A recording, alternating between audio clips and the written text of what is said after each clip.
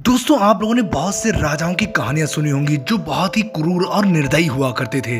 पर आज हम आपको एक ऐसी रानी के बारे में बताएंगे जिसने अपने समय में इतनी तबाही मचाई कि अपने राज्य में करोड़ों लोगों को मौत की नींद सुला दिया और इसीलिए आज इसको ईवल क्वीन के नाम से जाना जाता है। दोस्तों, हम बात कर रहे हैं रैना बलोना की। इसका जन्म 1778 ईस्वी को मेडागास्कर में हुआ था। इसका जन्म किसी शाही परिवार में नहीं बल्कि बहुत ही गरीब परिवार में हुआ था। उसी समय एक इंसान मेडागास्कर के राजा की हत्या करने जा रहा था और ये बात उसके पिता को पता चल गई।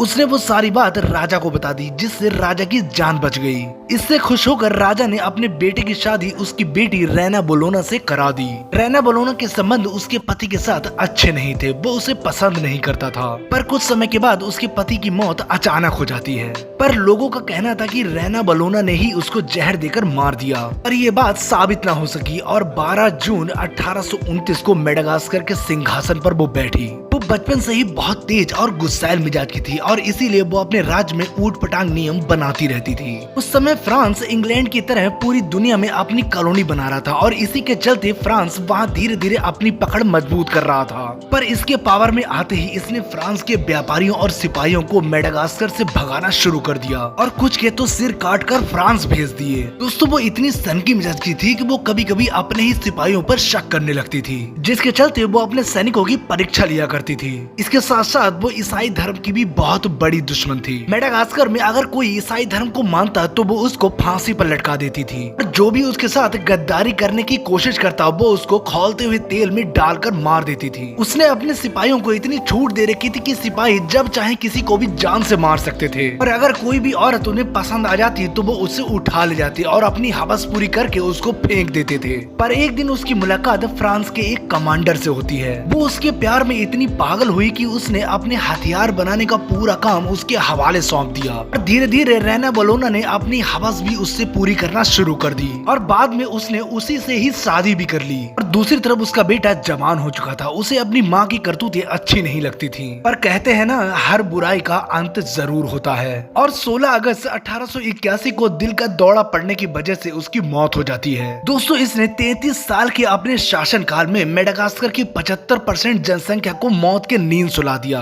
वहीं दूसरी तरफ इसकी क्रूरता की वजह से ही जब तक ये जिंदा रही तब तक फ्रांस इसको गुलाम नहीं बना पाया और इसकी मौत के कुछ ही सालों के बाद मेडागास्कर फ्रांस की कॉलोनी बन गया। वैसे दोस्तों, आपको ये वीडियो कैसा लगा? अगर अच्छा लगा हो तो प्लीज सब्सक्राइब करें।